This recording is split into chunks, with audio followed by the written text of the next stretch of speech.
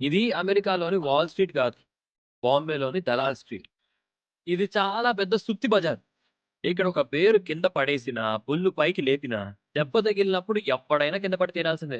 BSE Bombay stock exchange ఇది ముంబైలో Dalal street లో ఉంటుంది. బీఎస్ఈని 1875లో ఎస్టాబ్లిష్ చేశారు. ఇది ఎంటైర్ ఏషియాలోనే one of oldest stock exchange. అసలు ఈ స్టాక్ ఎక్స్చేంజ్ ఏంటి, దీని వల్ల యూజ్ ఏంటని మీకు డౌట్ రావచ్చు. Let me explain. అనుకుందాం మీరు ఒక 1 kg టమాటో బై చేయాలి. సో దానికోసం రైతు బజార్ కి ఆర్ ఏదైనా ఒక వెజిటేబుల్ షాప్ కి వెళ్తారు.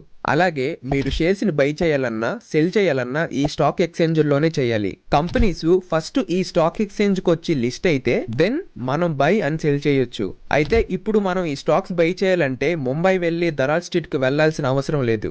అది 90s లో ఆఫ్లైన్ లో అలా జరిగింది. కాలక్రమేణా ఇప్పుడు మనం ఇంట్లోనే ఉంటూ డీమాట్ అకౌంట్ తో షేర్స్ ని బై అండ్ సెల్ చేసుకోవచ్చు. బీఎస్ఈ లో 5,000 కంటే ఎక్కువగా కంపెనీస్ లిస్ట్ అయి ఉన్నవి. అలాగే బీఎస్ఈ కూడా స్టాక్ మార్కెట్ లో లిస్ట్ అయి ఉంది. బీఎస్ఈ కరెంట్ స్టాక్ ప్రైస్ 2,440 రూపాయలు. ఇంకొక షాకింగ్ ఫ్యాక్ట్ ఏంటంటే బీఎస్ఈ స్టాక్ లో కరోనా టైంలో మీరు ₹1,00,000 ఇన్వెస్ట్ చేసి ఉంటే దాని వాల్యూ ఇప్పటికి 50 లక్షలు అయ్యేది. బీఎస్ఈ లాస్ట్ 5 years లో ఇన్వెస్టర్స్ ని కోటీశ్వరులను చేసింది. అలాగే మన ఇండియాలో ఇంకొక స్టాక్ ఎక్స్చేంజ్ కూడా ఉంది. అదే NSE national stock exchange. BSE oldest stock exchange అయినప్పటికీ ఎన్ఎస్ఈ ప్రెజెంట్ ఇండియాలో largest stock exchange. BSE market capitalization 1,00,000 కోట్లు. అదే ఎన్ఎస్ఈ మార్కెట్ క్యాపిటలైజేషన్ 5 లక్షల కోట్లు.